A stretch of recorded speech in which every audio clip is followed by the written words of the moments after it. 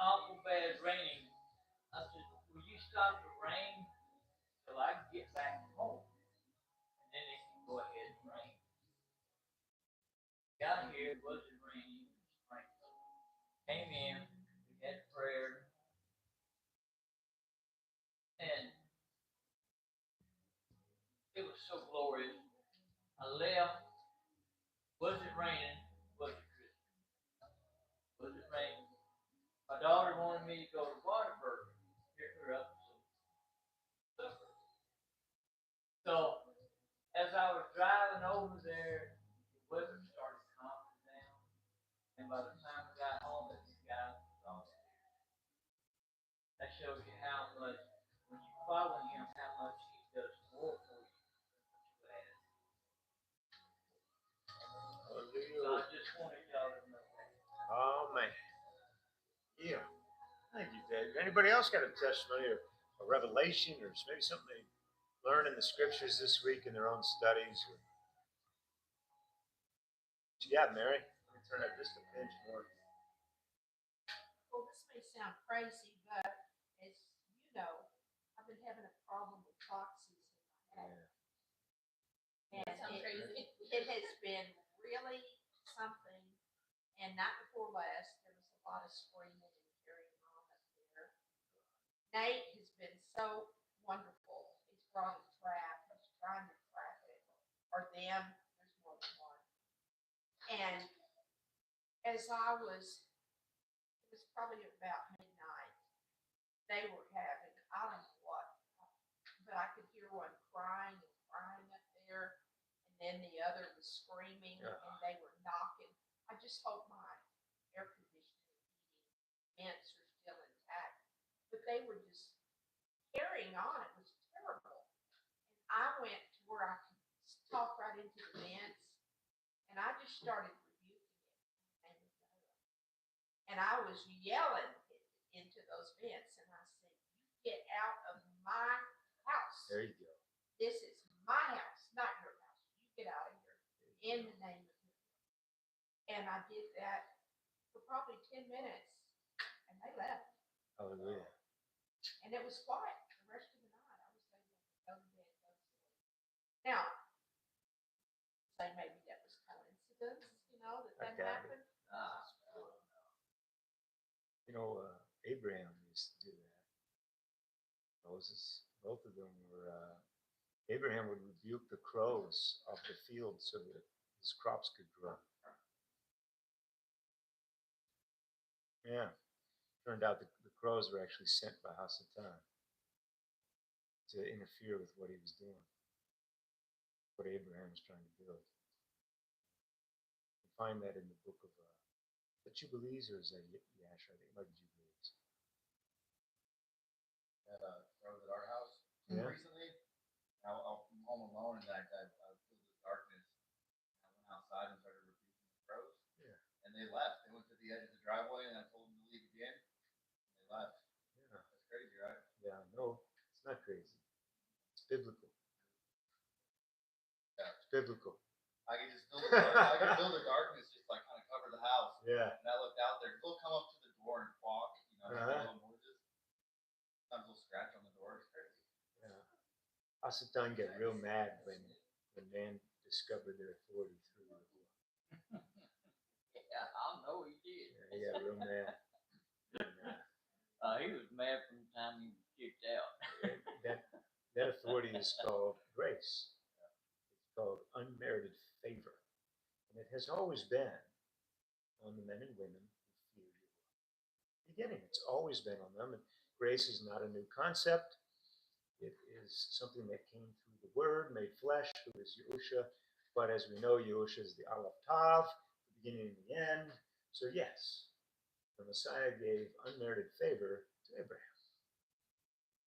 Counted him as righteousness because he believed, obeyed his command, his word. He hearkened to the voice of Yahusha, right? The word. So we do the same today, don't we? We are the seed of Abraham. That's it. We are those seeds in that field that those crows tried to pluck out. As the parable of Yahusha explains. See, it all fits together. See, crows still exist to this day, and they still try to get us.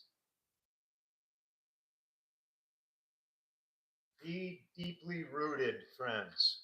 And rooted in what is it that we are supposed to be rooted in? Church? The Word. That's right. It doesn't say to be deeply rooted in any religion. It says be deeply rooted in me, which is Yahusha, right? Not me. I'm not talking about me. I'm Yahusha. He says, be in me and I in you. That's a root system, right? And if you're well rooted in him, ain't nothing going to pluck you up. Because he is the water. So if you're well rooted in him, guess what you're drinking from? Water that gives life. But if you put your roots in religion or traditions of man, you are rooted in dry soil or on rocky ground. And you will get plucked up and you will get trampled upon. Right? So, man, this message is, it's awesome, man. I hope in whose name that it just comes forth into the depths of your souls, feeds you and leads you into a great revelation of who your Messiah is, because there is no one like him. And honestly, I don't even deserve to sit here and speak about him. But the beautiful thing is there was no perfect man to tell the truth, but only a perfect one that came through the man and said, look at me. Do you understand what I'm saying? Every prophet, every preacher of righteousness from Enoch forward was a man of corruptible things of the flesh, right? But yet the Spirit of Yahuwah came upon him to preach the good news and to shine forth a light into the darkness. And it wasn't until that light actually came in perfection that he fulfilled all the prophecies of Moshe and of the Psalms and everything. Is it not working? You're going to have to restart it all, because once you start it, it will stay in the upright portion. So if you try to flip it, it's going to be like, I'll do that.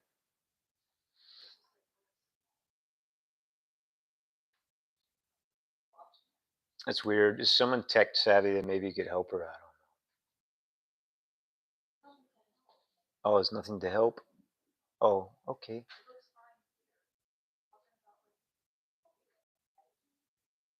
I don't know. So she conceived. Leviticus 12:1, 13:59. So pretty much we're going to stay in Revelations 12 today, because there's so much to learn here that it was tough for me to get out of Leviticus 12. And this past week, Yahusha has really been showing me things about women, scriptures, lessons, and it's been a wonderful time of learning, I would say. And I hope, Eleazar, you can't do that. And I hope that it speaks to your heart. So I'm going to take you to the end before we go backwards. This comes from Revelations 12:5. Yahusha, right now, I just ask that you would cause everything not of you to leave, any spirits of chaos or anything that's trying to cause interruption or interference. May you just drive them out, as you say you would drive out our enemies before us. That your word might be heard and not confused. Every spirit of confusion, get out in Yahusha's name and be far from here. And in the ears of those who listen online, may their ears be opened. May their eyes be able to see and their hearts be able to receive through the Ruach HaKodesh right now, that there would be no interference, that the spirit of the power of the air would be put asunder, and that the Kodeshim would hear now and receive. Revelations 12:5, and she brought forth a male child who was to rule all nations with a rod of iron, and her child was caught up unto Elohim and to his throne. So that's a male, right? Pretty clear, okay? Revelations 12:6, and the woman fled into the wilderness, where she has a place prepared of Elohim, that they should feed her there 1,260 days. So there a woman goes into the wilderness to be fed, to be strengthened, in other words, right? The preparation of the woman in the wilderness is what we're going to talk about today out of Leviticus 12.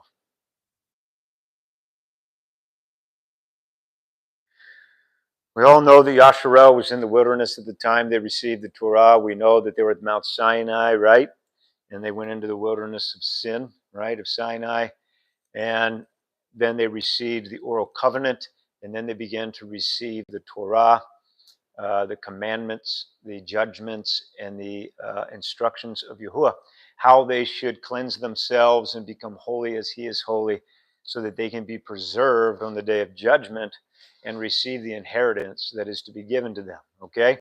So in Leviticus 12:1, it says, and Yahuwah spoke. So who spoke it? There you go. Came from the mouth of our Creator, so it's worth listening to, isn't it? And unto Moshe, saying, speak unto the children of Yahsar'El, saying, if a woman have conceived a seed and born a male child, then she shall be unclean 7 days. According to the days of the separation of her infirmity, shall she be unclean. So for a male, after the birth, she would be unclean for 7 days. What did this mean to be unclean? Does anyone have any ideas?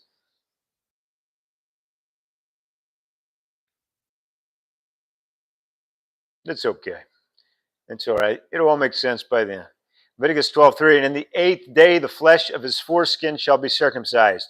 So here it goes with the Torah of a woman that conceives a male, right? A male child and gives birth to him. And then after 7 days, on the 8th day, he is to be circumcised in the flesh, right? As a sign of the covenant of who? Anybody remember? Abraham. The covenant of Abraham, that he would give Abraham a seeds, right? Greater than the sands, the grains of sand, and greater than the stars in the heavens. So each child, each male child that was circumcised was to testify that they are one of those seeds of Abraham. All right, the great multitude of Abraham. All right. And so that was the sign in the flesh. Would someone read Luke 2:21-39? And then someone else grab Leviticus 22:27. We'll read that first.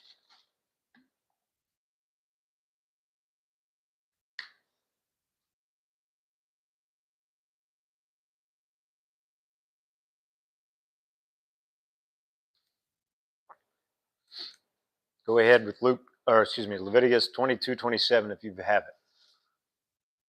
A bullock or a sheep or a goat brought forth shall be 7 days under the dam, and from the 8th day and thenceforth it shall be accepted for an offering. Now, isn't that interesting? Even the animals were to wait till the 8th day to offer up to Yahuwah as a sacrifice. So during the 7 days of a sheep or a goat, they could not take, or a calf, they could not take that child or that offspring of that animal and offer it up as a sacrifice to Yahuwah by fire until it reached its 8th day. So there's some symbology here that's really important, because as Yahuwah required of man, he also required of beast, because everything in the earth belongs to Yahuwah. And he wanted his people to remember that and to sanctify what he increases back to him. Because as he increases us, he requires us to remember him in the increase and to give him praise and thanksgiving.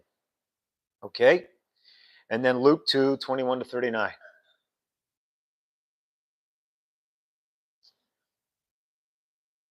21-39. I'm sorry. 21-39. Yep. When 8 days were accomplished for the circumcising of the child, his name was called Yahusha, which was so named of the angel before he was conceived in the womb. And when the days of her purification, according to the Torah of Moshe, were accomplished, they brought him to Jerusalem to present him to Yahuwah. Jerusalem, yeah. Jerusalem, okay. As it is written in the statutes of Yahuwah, every male that opens the womb shall be called holy unto Yahuwah, and to offer a sacrifice according to that which is said in the statutes of Yahuwah. A pair of turtle doves and 2 young pigeons. And behold, there was a man in Jerusalem whose name was Simon. And the same man was just and devout, waiting for the consolation of Yahsar'El, and the Bracha HaKodesh for the it was revealed unto him by the Spirit of Kadesh that he would not see death before he had seen Yahuwah's Messiah. And he came by the Spirit into the temple. And when the parents brought in the child Yahusha to do for him according to the customary practices of the Torah, then he took him up in his arms and blessed Elohim and said, Yahuwah, now let your servant depart in peace according to your word. For my eyes have seen your deliverance, which you have prepared before the face of all people, a light to lighten the other nations, and the glory of your people Yahsar'El. And Joseph and his mother marveled at those things which were spoken of him. And Shimon blessed them and said unto Miriam his mother, Behold, the child is set for the fall and rising again of many in Yahsar'El for a sign which shall be spoken against. A sword shall pierce through your own soul also, that the thoughts of many hearts may be revealed. And there was one, Hannah, a prophetess, daughter of Peniel of the tribe of Asher. She was of a great age and had lived with a man 7 years from her virginity. And she was a widow of about 84 years, which departed not from the temple, but served Elohim, fasting and prayer night and day. He, coming in that instant, gave thanks likewise to Yahuwah, spoke of him to all them that looked for redemption in Jerusalem. And when they had performed all these things according to the statutes of Yahuwah, they returned to Galilee, Lael to their own city Nazareth. Very good. What was the point of the two righteous people, the man and the woman, that held the babe, Yahusha, in their arms? What was the point of them being there? A testimony, right? A thing is not accepted except on the witness of two or more. So Yahuwah preserved their lives because they were righteous people and promised to them that they would hold in their arms the babe of deliverance, Yahusha. And he fulfilled it. And so because of that, there was two witnesses according to the Spirit. If you read, they were led by the Spirit into the temple on that day. According to the Spirit of Yahuwah, they became witnesses to the birth of the Messiah. It's beautiful, huh? He fulfills his promises. But more importantly, what happened there, I mean, that's very important, but also equally important is that the Messiah fulfilled the Torah of his Father through the 8th day offering of the foreskin. All right? Now, what time period was the Messiah born?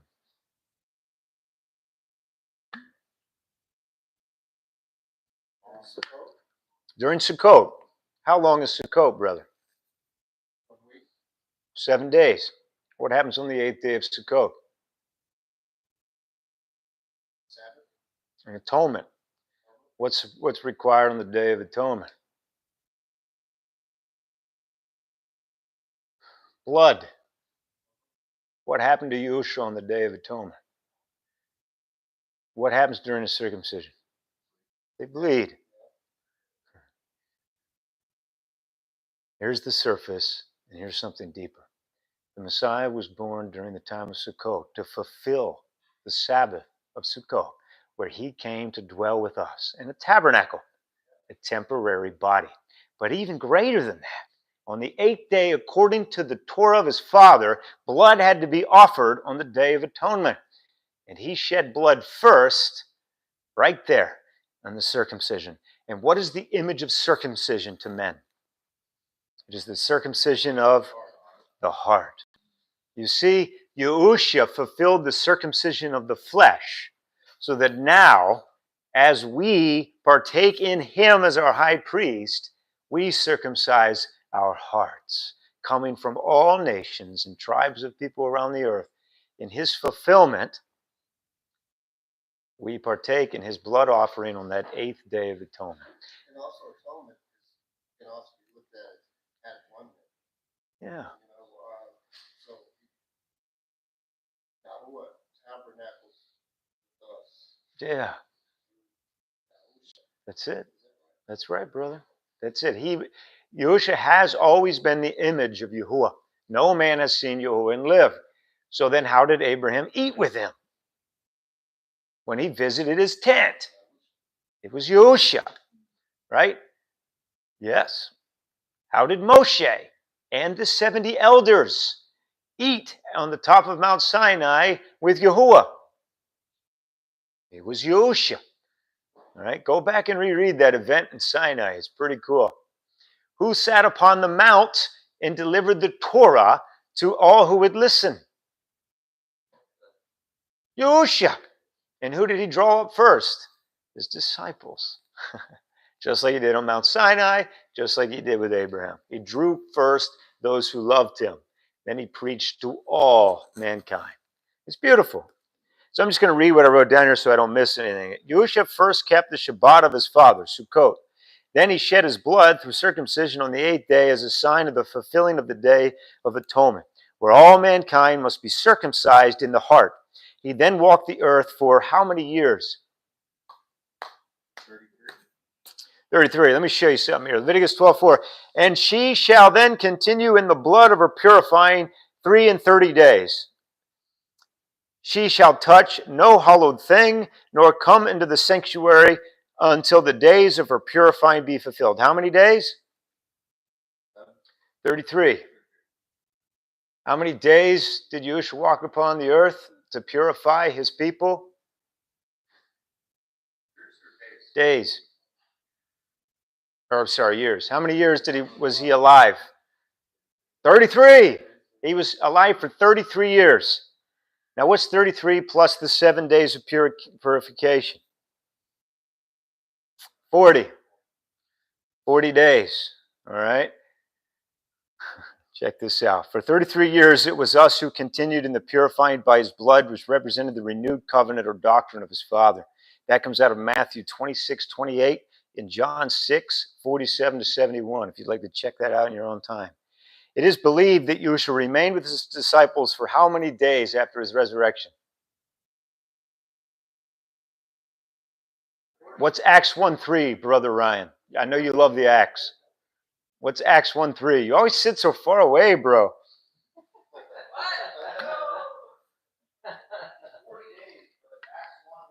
Acts 1:3, read it. So you don't think I'm making this stuff up here.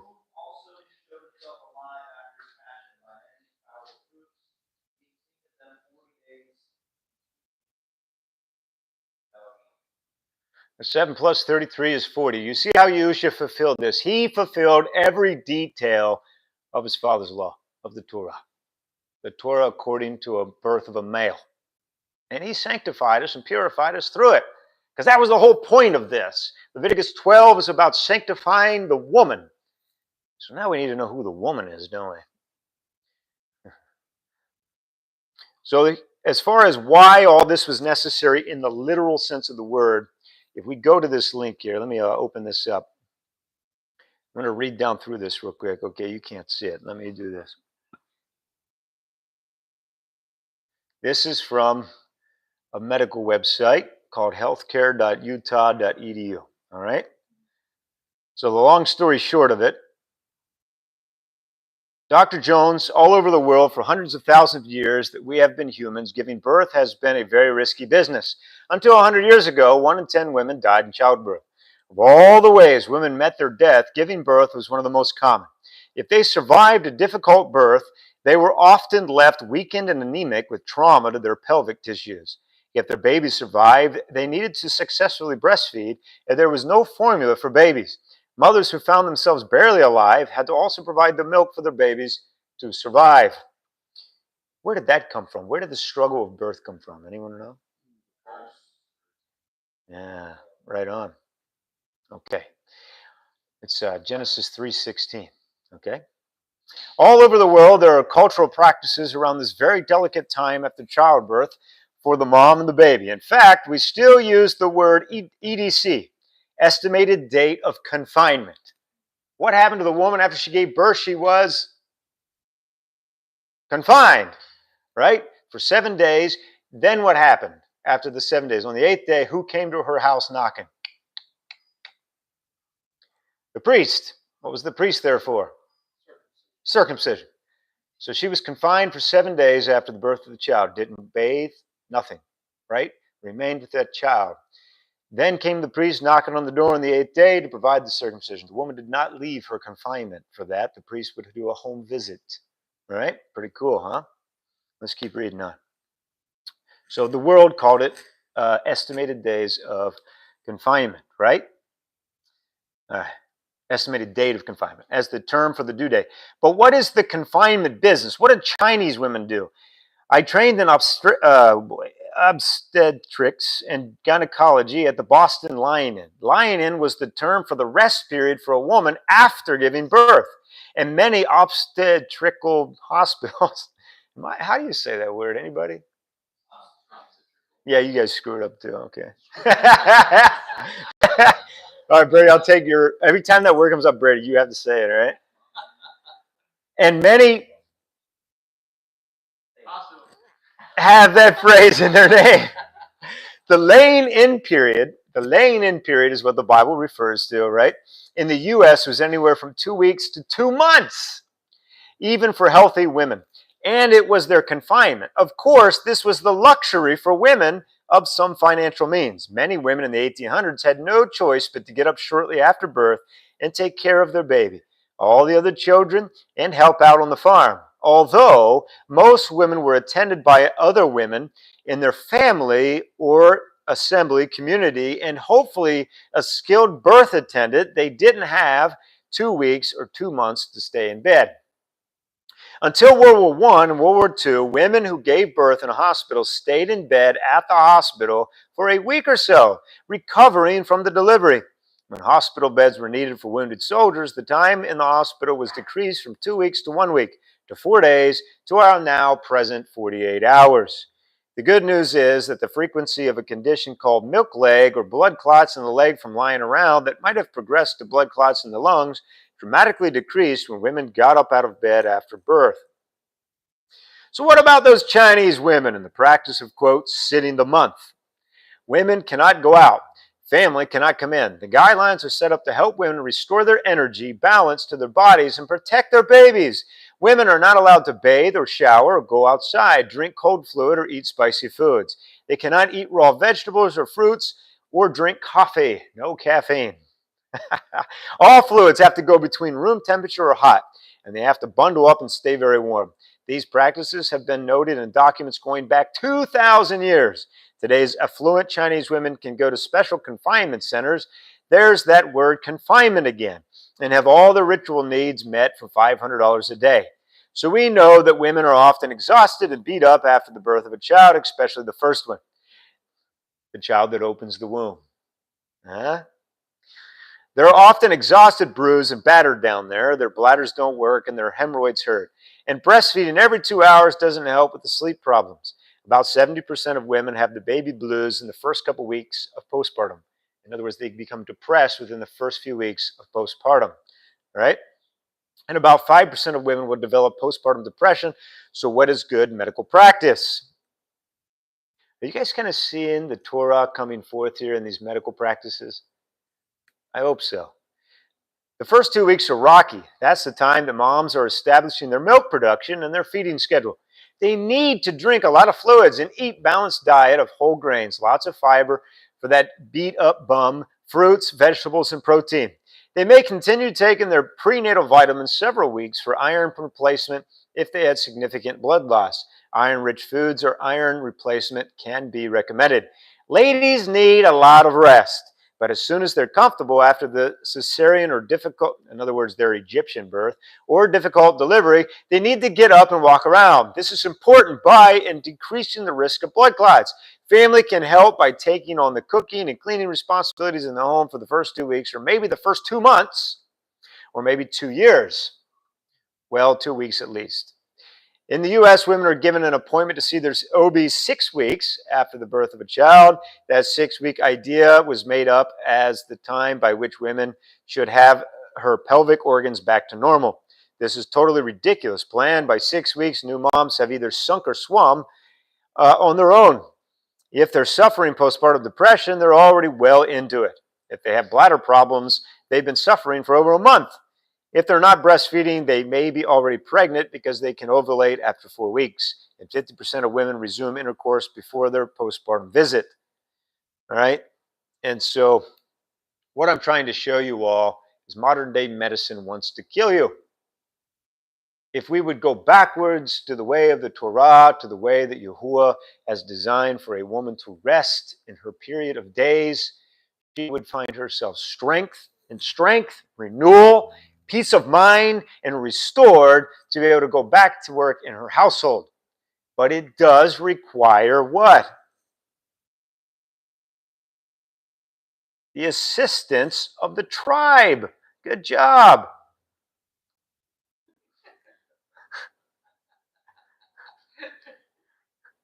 That's why, dear friends, we're supposed to be tribal people and not church people. Okay? We're supposed to look out for one another as if we are family. The lines of brotherhood and sisterhood are broken whenever you come into the Messiah. You are now all one family. You're no longer pointing your fingers. Well, that's your problem over here. Your family can deal with it. No, no, no. When you come into the Messiah, you're one family. And when someone goes through something and is giving birth, we should help each other to fulfill the Torah in our lives. This was not legalism, dear friends. This was so your wife could be restored to perfect health after giving you offspring. And the U.S. hospitals take in and dump out. And those poor women come into all sorts of depressions, anxieties, and fears and destructions, and they end up driving their children into a lake in the back of the minivan. And that's awful. But what if we cause the kingdom of Yahuwah to come back to earth by being righteous men and women and saying no to the system and saying yes to his way? Are we not supposed to bring the kingdom down into the earth? And how do we do that, friends? By restoring what was lost, by reading his word and doing it, by hearkening unto his voice. Wow, I wonder how much more strength would be in our spouses if we would start as men standing up for the truth and guiding them through that process. It would require us as men to die to ourselves a bit, eh?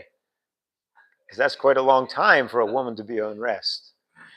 Yeah, I know myself, I might thin down and get a little hungry, but we could survive. As a tribe, okay? That's what I want you to see here. We are the tribe of Yahsar'El, the nation. All right? Cool. So you see there the correlation of days, how they equaled the life of the Messiah, the life of purification, right? The time of purification that he spent with his disciples, teaching them how to purify their souls to become the spouse of Yahuwah, right? I hope you see that. Okay, good. Any questions yet? I want to make a comment. Ooh, bring it on. I've been writing a book for about 3 or 4 years, and I need to get back to it. And it's Everything Happens for a Reason is the name of it. But one of the chapters in the book is about Hagar. And look at what she went through. I mean, no wonder the Muslim people Arab. from her, Uh-huh. because none of these things were done with her. I mean, she was cast out into the desert twice during that time, and the sad part about it was that she was a princess. Yeah. Her father was a king, and here she was given, because she was a female, to Abraham and Sarah. Yeah. And Sarah was jealous, and she cast her out all the time, and especially when she had Abraham's baby. But Sarah's the one that told her to do that, But it goes into all that. And I'm looking at this, and I'm thinking, it's pitiful to think about what she had to go through. The unloved spouse. Yeah. Yeah, there's a couple of those in scriptures. Thank you for sharing that.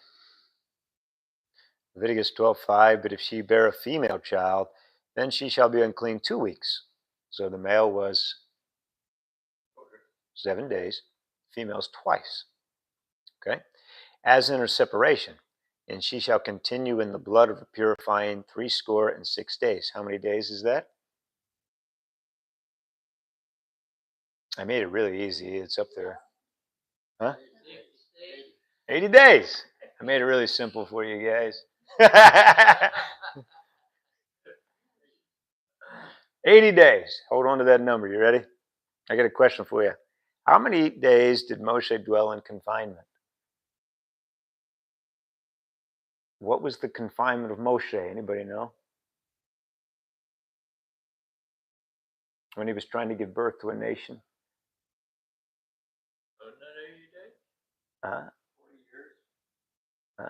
No, when he was trying to give birth to a nation, not when he was going through his cleansing.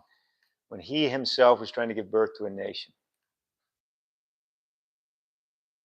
He was on a mountain. You'll see. You'll see. Huh? 40 days, and then? How many times was he there for 40 days? Twice. What's 40 plus 40? 80!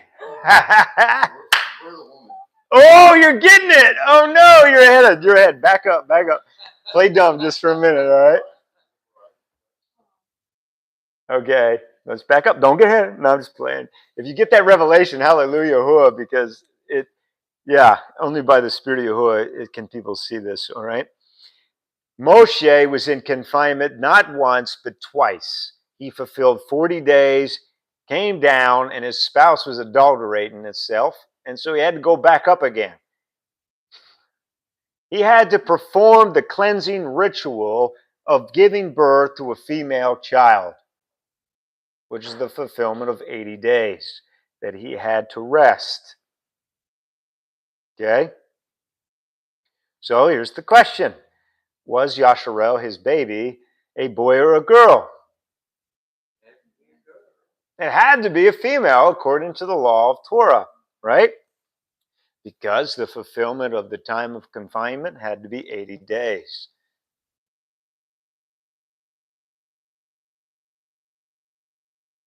Leviticus 12:6, and when the days of her purifying are fulfilled for a son or for a daughter, so this is for both the son or the daughter, when the days are fulfilled, she shall bring a lamb of the first year for an ascending smoke offering, and a young pigeon, or a turtle dove, or a sin offering, under the door of the tabernacle of the assembly unto the priest.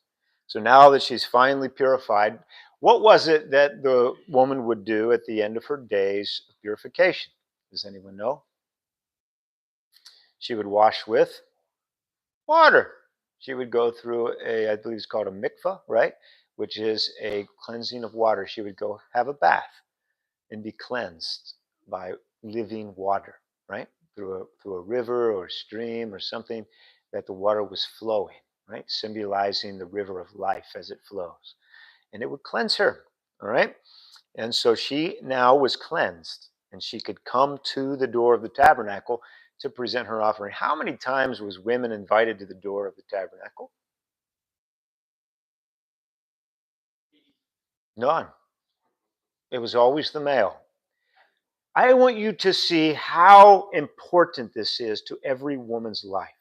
I want you to see your personal, as a woman, your personal invitation to Yahusha, to the door, as he is the door. Okay? He is the door. No one can come through the door unless they come through him, right? You cannot come in unless you come through him. Here is the personal invitation to every woman of Yahsar'El to come to him after being washed by his word. All right? And I want you guys to receive this because women are so important to him that he made a very specific way for women to come to him, right? And so who shall offer it before Yahuwah and make an atonement for her? And she shall be cleansed from the issue of her blood. This is the Torah, or the instructions for her that has borne a male or a female. And if she be not able to bring a lamb, in other words, she doesn't have any lambs, or she's not wealthy enough to purchase one, then she shall bring 2 turtle doves or 2 young pigeons, the one for the ascending smoke offering. What's an ascending smoke offering, friends? A thanksgiving offering. It's a praise. It's saying, thank you, Yahuwah, for you have provided for me a son or a daughter. It's the woman offering up a thanksgiving offering from her heart in the form of something physical. Okay? That one for the ascending smoke offering, the other for a sin offering. What is the sin offering representation here? Has the child sinned? Or has the mother in giving birth? Yeah, original sin. It's not a sin to have a child, is it? No, it's the fulfillment of the commandment that Yahuwah gave to go forth, to be fruitful, and multiply. So why does she have to give atonement for sin? Why would she have to offer up a sin offering? For the inherited sin. I have been born into sin. David said it best. He said, I was born of my mother into sin. It ain't because his mother was a sinner. It's because all who have been born have fallen from grace or have sinned, right? We have born into sin and we have to be redeemed. And so this is the picture of that. This is the picture of the mother offering up thanksgiving at the door at Yahusha, saying, thank you for bringing me to you to present this offering of praise and one of atonement or forgiveness, blood for the offspring that you have given to me. It was almost like a promise that that mother from that day forth was always going to bring her children to the door to teach them the Torah of Yahuwah, as the mother is the teaching figure in the household in the beginning years of a child's life. Right? That's the image of Yahuwah, as he was first a mother to Abraham and then a father to Jacob and the 12 patriarchs. Right? All right. Cool. I hope you're all seeing this. I hope I'm explaining it well. And it's such a beautiful story of how Yahuwah loves women. And he gave this special gift to only women. Only a woman can be offered up in this way, that she can produce life within her and start something new, a new generation. Only a woman can do that. It's beautiful. Yeah. And what does modern society do to childbirth? They try to stop it. Stop it, right? And that started when? When did the stopping of childbirth begin, Christopher? Before that. Does anyone remember? Brady? Huh? Before Moshe. Oh, you're right. Way, way, way back in the days of Noah. The Watchers taught women and men how to formulate potions that would keep them from having children. Yeah, I believe that's in Jasher, right? Or is that in Jubilee? I always get the two mixed up. Jubilee? In Jubilees, you'll find that. It's birth control. Birth control is not new. It came from the Watchers. The Watchers, they gave men the ability to keep their women from having children so that they always maintained their beauty. Correct. And so the world has perverted the beautiful sanctification process that a woman has the right, only a woman has the right to go through. Only a woman can go through this sanctification process. Only a woman can be cleansed in this manner. And what did the world say? Oh, men can have babies too. Man, Hasatan is such a liar and a perverter, isn't he? Disgusting. He's an abomination. And he creates abominations. If only we clung to the Torah, we would not fall into his traps. Right? And when women today say, I don't want children, that's a problem. That's a problem, right? Where's their heart truly at? Where's their heart? And when women say, I cannot have children, who said a woman cannot have children? What did Yahuwah say about the women in Yahsar'El? There shall be no barren among you. Is Yahuwah a liar? No. Which means if there's a woman that claims to follow the Creator and she's unable to have children, there may be an issue somewhere in her heart with the Creator. Because all the examples in scriptures of women that were barren, even ones not in Yahsar'El, native born, right? The Shunammite one was not native born Yahsar'El, but what did Yahuwah give her as a gift through his prophet? A child. Why? Because she believed Yahuwah. You see? Anyone that clings to Yahsar'El will not be barren. So that's when we have to ask ourselves, women, I'm trying to speak to you in love. If you are in the scriptures and you're trying with all your heart to live according to what is written, and you're not, and you have the desire to, and you're not producing a child, we need to dig deeper with the mirror of Yahuwah's word and find out what's keeping you from being restored to what he said. Not what I said, but what he said. What's keeping you back?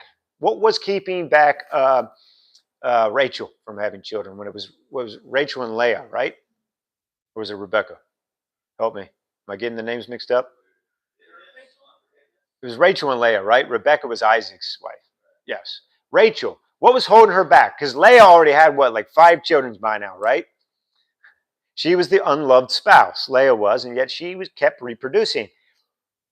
And Rachel had none. She was barren. What was holding her back? Covetousness, the idols, bitterness, unforgiveness. I think it was actually bitterness and unforgiveness. It was. She kept looking at Leah and being like, but, instead of looking at Yahuwah saying, I believe. It took her 7 years or more to realize her error and to give up. And then the scriptures say that when she realized it's not a matter of fornication, why she's not getting pregnant, but it was a matter of her heart, Yahuwah opened her womb. So friends, don't take my word for it. Read the examples in your scriptures and then go to him. He is the one that opens the womb. Okay? Hallelujah. And there shall be no miscarriages in the nation of Yahsar'El. I believe that. Do you? I believe that.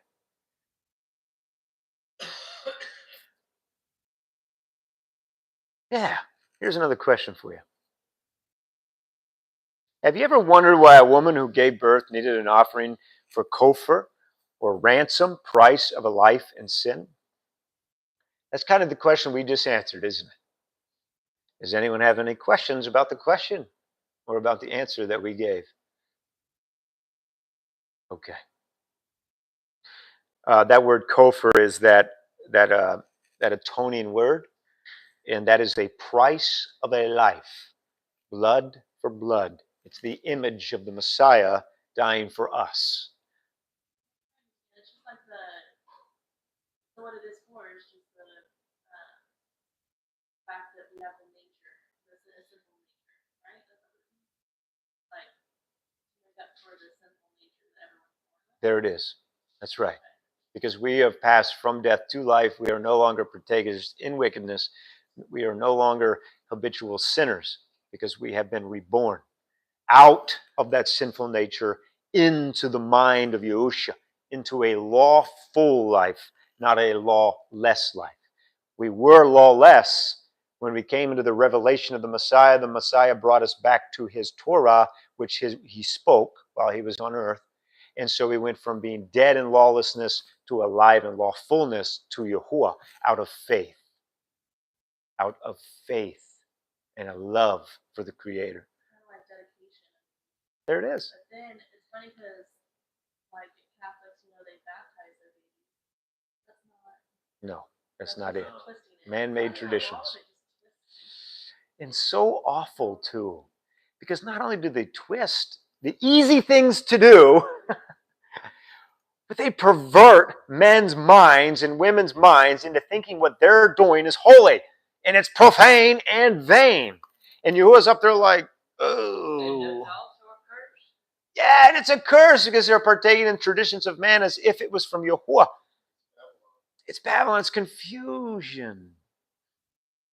Yeah. And I'm so thankful that all of us are beginning to realize these things and come out.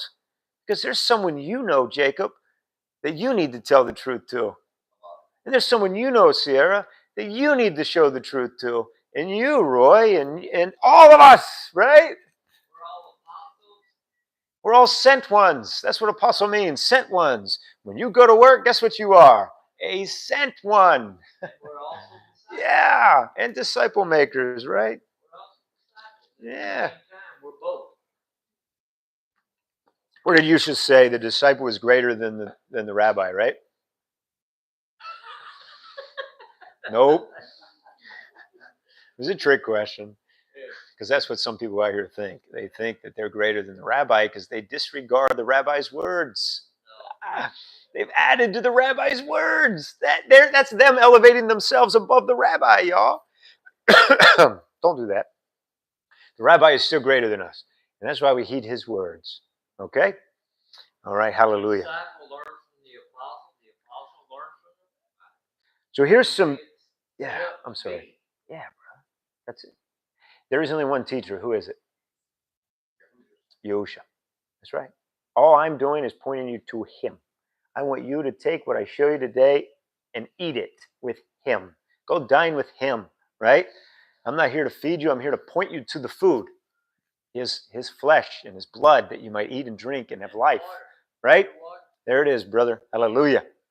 Now, here's some scriptures I want the ladies to really dive into, and men, I want you to understand them also. Because with each one of these that I give to the women today, there is the other side that goes to the men that I did not put up here. But it is equally as important that a man understand his position with his spouse, right? It's also equally important to understand, women, the world has perverted your role. The world has perverted your position. What was once a mighty and great position that a wife held in the household, or a woman, even without a spouse, was intense. It was beautiful. She had great authority and power. And then perversion came over it and corrupted it. And the world says they're elevating women and putting women up. But actually what they're doing is they're putting women down. Because as someone elevates themselves, they bring Yahuwah down. And so actually all they're doing is destroying themselves. But when someone elevates Yahuwah in their life, they actually elevate themselves. That's the least to the greatest, and the greatest to the least.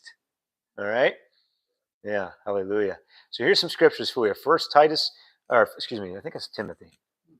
1 Timothy 2:9, it says, in like manner also that women adorn themselves in modest apparel, with shamefacedness and sobriety, not with broidered hair or gold or pearls or costly array. What's this mean, friends? In just layman terms, what would this mean? Be modest. Yeah, be modest, right? Don't overdo yourselves trying to look more like the world and less like the beauty that Yahuwah has given you from birth. That's what the Watchers taught, to adorn themselves with all sorts. And I'm not talking down about anyone that wears some makeup. It's okay. But what I'm trying to show you is the spirit behind what was said here. The spirit behind what was said here is for women to care more about their heart's position with Yahuwah than looking pretty on the outside. That's the spirit behind this. And that's what I want you to take away from this. All right? That's why I say wear silver. Yeah, because silver's not in there. I like the way you think. Right? Thinking between the lines. This is why husband and wife are so good together. I can't wear gold. Okay, wear silver. But no, this was not a set term of legalism. No, this was Paul's heart in his hard to understand way of speaking, trying to show women to just be different. Don't be like the world, right? There's more treasure in it. Be yourself, but also worship Yahushua. Yeah, there you go. Don't be consumed. Don't be consumed. Yeah, what's up in the back here?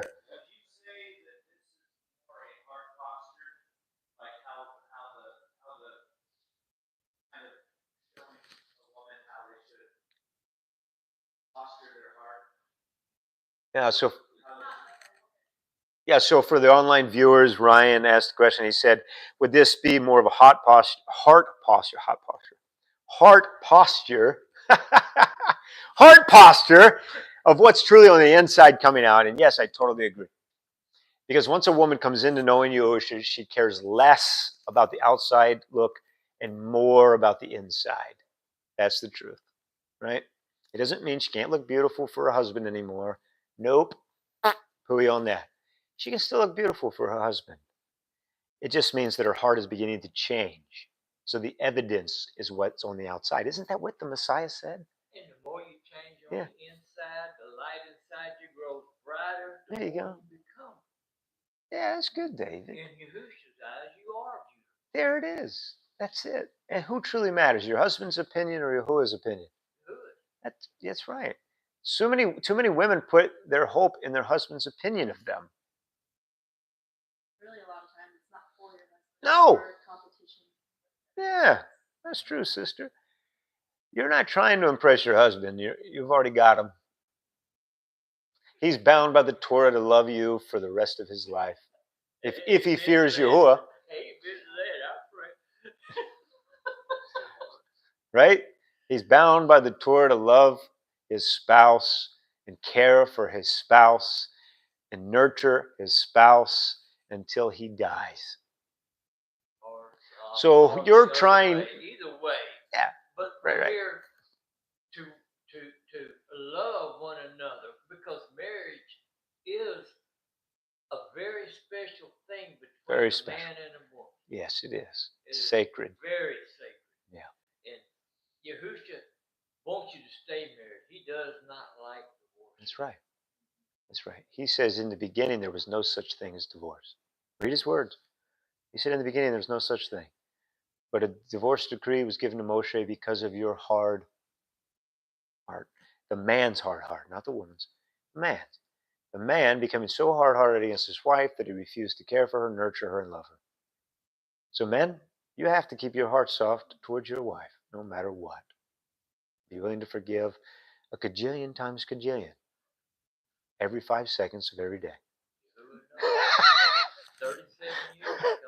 I'm just having fun with y'all. It's David. Something that's hard to do, to continue on to realize that you love your wife loves you, and you have to work together through Yahusha in order to keep that love going between you.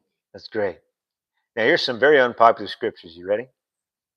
But which becomes women professing reverence for Yahuwah with good works. What's that mean? It means the woman doesn't necessarily care what her husband thinks. She's reverencing Yahuwah by honoring her husband. No matter what her husband does, she honors Yahuwah by being faithful, obedient to Yahuwah, right? By being calm, meek, gentle, and kind, taking care of the home. No matter what her husband does, she fears Yahuwah, because it's Yahuwah that sees men who deal treacherously with their wives. And I want you to write that phrase down, men who deal treacherously with their wives. And I want you to go back in the scriptures later in your own time and find those men and see what Yahuwah did with them. Because if you're a woman in 2025 that's loving Yahuwah and reverencing Yahuwah, and your husband's out here trampling on you and disrespecting you and destroying you because of his hard heart and his rebellion against the Torah of Yahuwah, Yahuwah sees him. And in your reverence to Yahuwah, you should be praying for him, because judgment's going to come upon his head and it's going to be ugly. So you should always pray for your husband, no matter what he does to you. It's Yahuwah who hears your cries. And it's Yahuwah who will answer your cries. All right? This is real popular. This one's so popular, right? Let the woman learn in silence with all subjection. No rolling pins coming after me. Okay. Why? Why would he say this? That legalism. No. Why would he say that?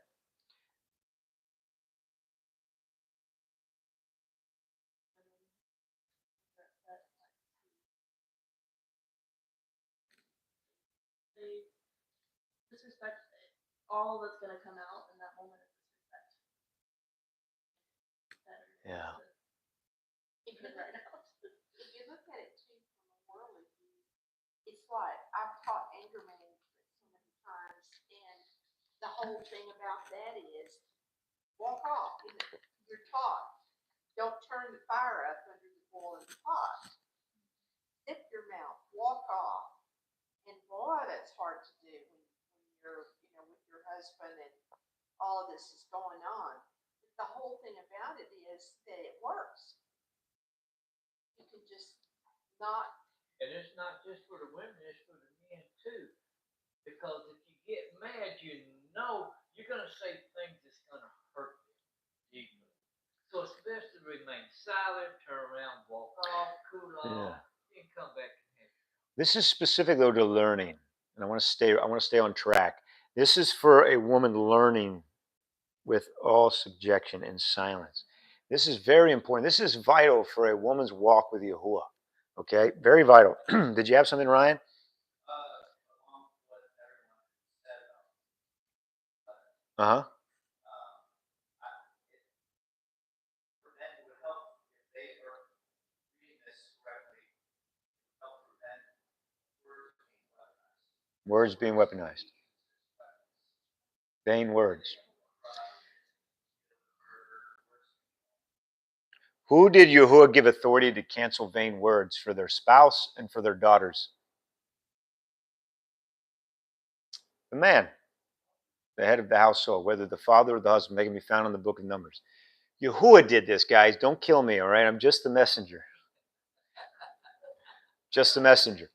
There's a reason why Yahuwah gave authority to the husband and to the father of a daughter to cancel vain words or false oaths, right? Or vain oaths, right? There's a reason he gave instructions. It's not because women is imperfect. No. It's because women are full of something called joy, which can sometimes turn up the fire and become something a lot more hard to handle than joy. Okay? Does that make sense? Wife, did you have something back there?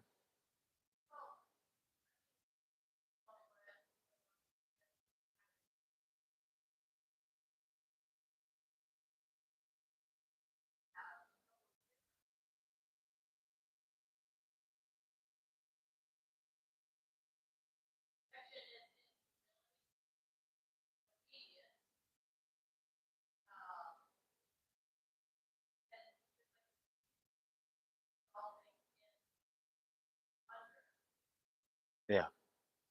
So yeah, my wife said that for you guys online, because I know you can't hear her because she's so far away. Subjection in this terms is humility. And what was the other word? Obedience, right? Not a slave, friends. Doesn't mean your wife is your slave. It doesn't mean your daughter is your slave, right? So if you're a husband and you're treating your wife as a slave, you're wrong, right? In other words, if you're not giving them any love, you're not giving them any affection, you're not giving them any substance, right? You're taking away from them or yelling at them for buying groceries or something ridiculous that they're doing to try to better your house, and you're upset about it, that's a problem, right? Because they're trying to fulfill their duties as a woman and you're trampling on them like they're some kind of slave. Does that sit well with everybody? I think it's important to see, so learn in silence, but you put humility in it like that. Well, let's try that. Let's say, let the woman learn in all humility, or learn in silence with all humility. Why? Why would she want to do that? Let's read the next one here. Right? He says, but I suffer not a woman to teach, nor to usurp authority over the man, but to be in silence. For Adam was first formed, then Hua, or Eve. And Adam was not deceived, but the woman being deceived was in the transgression. Notwithstanding, she shall be safe in childbearing if they continue in faith and love, holiness, and sobriety. There was an order put in place. Adam was supposed to be the head of that garden. He was given a helpmate, Eve, or Hua, right? But in that minute of decision, she made a bad choice. And she acted in the lusts of her eyes, the lusts of her flesh, right? And the pride of life. The three things that draws every human down to separation from Yahuwah. Those three things. Now, because she did that, she then felt compelled by Hasatan to go convince her husband of the same. And that's what happened. We all know the story, right? So since then, there has been that Genesis 3:16 curse, where Hasatan will constantly try to cause a woman to rule over a man.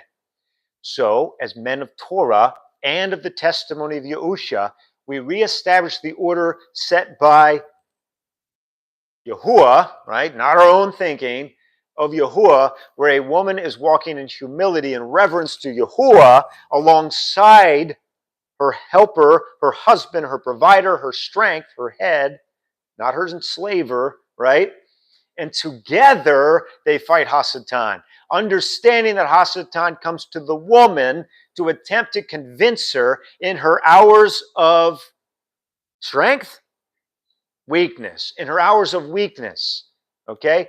That's why Paul said the woman is the weaker vessel, not insulting her, but in those hours of weakness, right, such as childbirth and all these things that a woman has to endure in her life, she has moments where she might be less or greater able to discern what she's hearing. And that's why she should walk in humility and allow her husband. Now, this husband has to be a righteous man. He has to be one that walks in the Torah, or else she's doomed. She'd be better off trusting Yahuwah in the word than trusting her husband. That doesn't mean she disrespects her husband or dishonors him. No, it just means that she fears Yahuwah first, hoping that her husband will turn around and repent, right? She walks in quiet obedience to Yahuwah. What you got?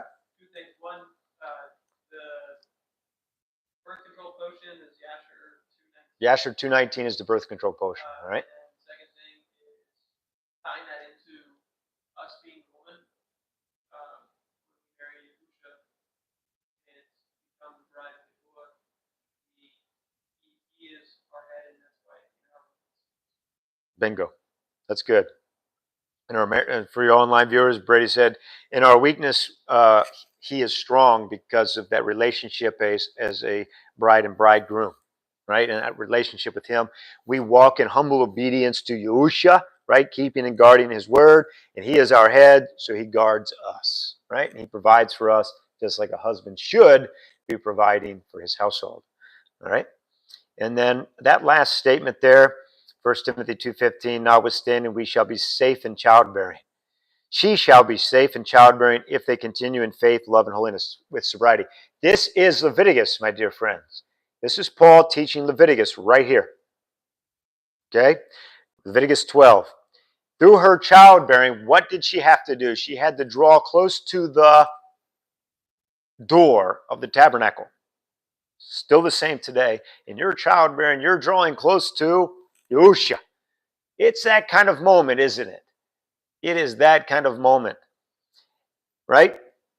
And then it says after the childbearing. So after she gave birth and after she went through that cleansing and after she was restored in strength and health and vitality because of that rest that she endured with Yahusha, then if she continues in that faith with the Messiah in love and holiness and with sobriety, in other words, not allowing the things of the world to come back into her mind, but remembering the pain of childbirth, right, of giving up of herself to produce life. If she remembers those moments, she will produce greatness in her life in subjection to her husband and to Yahusha. That is the image of Leviticus 12 in 1 Timothy 2:15 and what he's trying to teach women.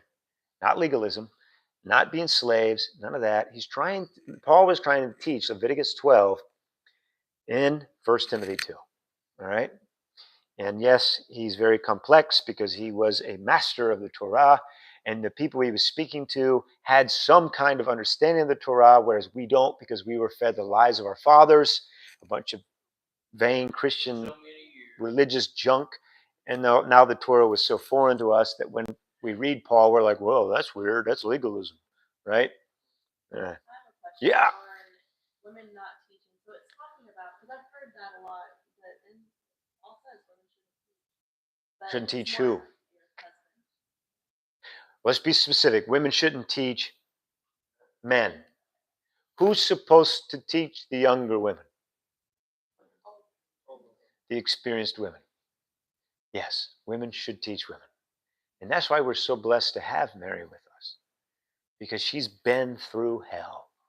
And she's able to bring understanding in areas that you don't have understanding. She has more wisdom at her age than the younger will ever have until they get that age. Right. And we're not going to look down on people because of age either. Because there's some of us in our younger age that has been gone through more than some people in their elder age. Right? I mean, I know some old people that didn't go through all that. You know, they were silver spoon fed their whole life. and they live this cherry life that they have no wisdom. And so just because your hair is gray doesn't mean you're wise. All right? The word of Yahuwah makes one wise. So if they don't speak to the Torah and the testimony, they don't have wisdom. They have no light in them. So be careful. Don't honor just because someone is old. All right? And I'm going to come back to you in a second, Mary, because I got something for you from the Ruach HaKodesh. But it was the drawing near, the korban. Korban is the offerings or sacrifices. Korban means to draw near. That was the whole point of the sacrificial system, was to cause the children of Yahuwah to draw near to him. With the offering of the price of life, the kofar, the price of life is known as kofar, the ransom. And forgiveness of sin, the purification, in other words. Not that she was a sinner, because we're born of sin. So the sanctification and the purification came through that offering in forgiveness. That a woman was able to approach her king, who is Yahusha, the door. Okay? That is Yahuwah. This was the redemption from the curse, Genesis 3:16, that turned into John 3:16. I want you to see that correlation real quick for me. Genesis 3:16 was that women were cursed. John 3:16 is that all men can now come out from underneath the curse, that all would be now redeemed. It's beautiful. All right? The cursed, Genesis 3:16, the redeemed, John 3:16. It's beautiful. Put them together, shout it out, show people, right? Through a woman whose name is rebellion. Who was the woman of rebellion that brought forth redemption for all of mankind? You know her name? Miriam. Did you know that? The mother of Yahusha Mashiach, the Messiah's name was Miriam. Miriam in Hebrew means rebellious. She's our mother. A rebellious one. Did you say that she's not your mother? Yeah, because Eve was also a rebellious one. Isn't it cool? Yeah, a mother, Ema. Yeah, it's so beautiful from beginning to end. It's the same word. It's the same Elohim from beginning to end, and he has redeemed us through our rebellion. He brought forth one of perfection that died on our behalf, that gave us his blood that we might be saved in that hour of judgment. All right? Are y'all following along? You getting bored? All right. That's why the apostles taught wives to follow the examples of the women of righteousness who bore children of the lineage to Yahusha, despite themselves being sinners. That's right. You're going to find a woman of the tavern, Rahab, right? Not necessarily a prostitute, because in Hebrew, that same word could just mean that she was a tavern worker, right? Not necessarily a prostitute. But you're going to find women that may have been thought of lowly, like Ruth, for example, a Moabite woman brought in to the kingdom of Yahuwah, right? That the lineage of the Messiah came forth from. It's beautiful. It is a complete story of redemption and nothing less. And yes, he still uses you women to do great and mighty things in his kingdom if you come to him with humility, reverence, and fear, right? Not fear in as that you're afraid, but fear as in you are greater than I, Yahuwah. Whatever I deal with in this life, I submit it at your feet, and I know that you will help me through your Ruach HaKodesh as I submit to your word, right? So here's some scriptures that you women can study in your own time. Ephesians 5:22-24 and 33. 1 Peter 3:1-22. Just take a picture of that, would you? Can the online people see that? I hope so. I wasn't going to go through this, but I do encourage you women and men, go ahead and study it also to understand what Paul's teaching here, okay? And if you have any questions, feel free to bring it up on a Wednesday night or just any time. We have a few more slides. I hope that's okay. We're about to get real deep, all right? Genesis 17:11. And ye shall circumcise the flesh of your foreskin, and it shall be a sign of the covenant betwixt me and you. Genesis 17:12. And he that is 8 days old shall be circumcised among you, every male child in your generations. He that is born in the house or bought with money, or any stranger which is not of your seed. So before the Torah at Mount Sinai, there was a Torah of circumcision. There was an instruction of circumcision. Okay? Exodus 22:30, likewise shall you do with your oxen and with your sheep. 7 days it shall be with its dam or its mother. On the 8th day you shall give it to me. Leviticus 22:27, when a bullock or a sheep or a goat is brought forth, then it shall be 7 days unto the mother, and from the 8th day and thenceforth it shall be accepted for an offering made by fire unto Yahuwah. There is a process that Yahuwah uses, and it's beautiful. Stay within his process. And here it is. Here comes the circumcision of our hearts. We can pause here and go into lunch. I've got 19 slides, or we can just continue and finish. What do you guys think? I'm diabetic and my blood sugar is dropping. Then we're going to eat. All right? Feel it. And okay, I accept the words of wisdom. That's why I put this slide here as a break in the middle. So before we jump up, is there any questions? No? All right. So let's just pray real quick. Okay? And all right. If anyone feels compelled to pray, please pray.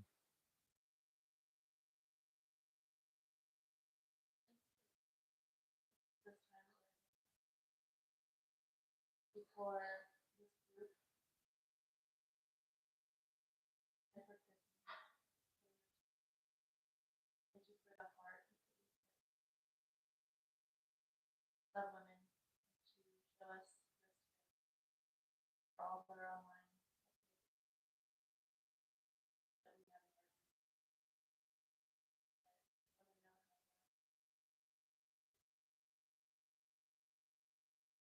so see your example of salvation.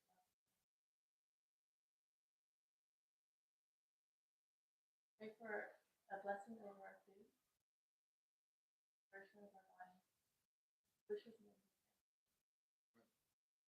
Amen. Thank you, sister. You need 3 minutes. I think I can do 3 minutes. All right, let's see. You guys want me to read that verse real quick? All right.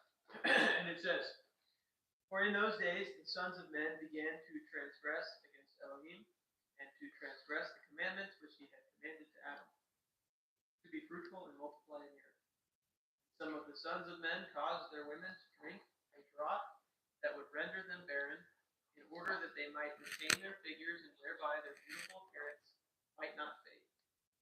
And when the sons of men caused some of their women to drink, Scylla drank with them. And the childbearing women appeared abominable in the sight of their men as widows, while their men lived, for to the barren ones only they were attached. And in the end of days and years, when Scylla became old, Yahuwah opened her womb.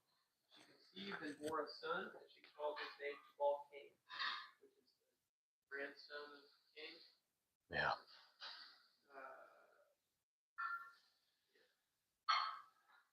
Let me show you.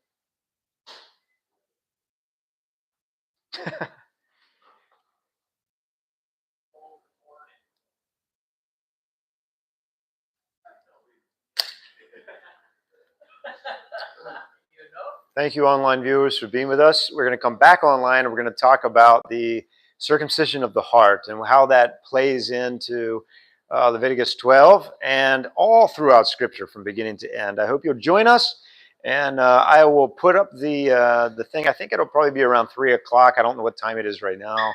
Anyone have the time? It's 1:20. Yeah, so about 3 o'clock, we'll go back live again, and I hope you join us. Shabbat Shalom. I love you wherever you are, and I hope someday we can join together.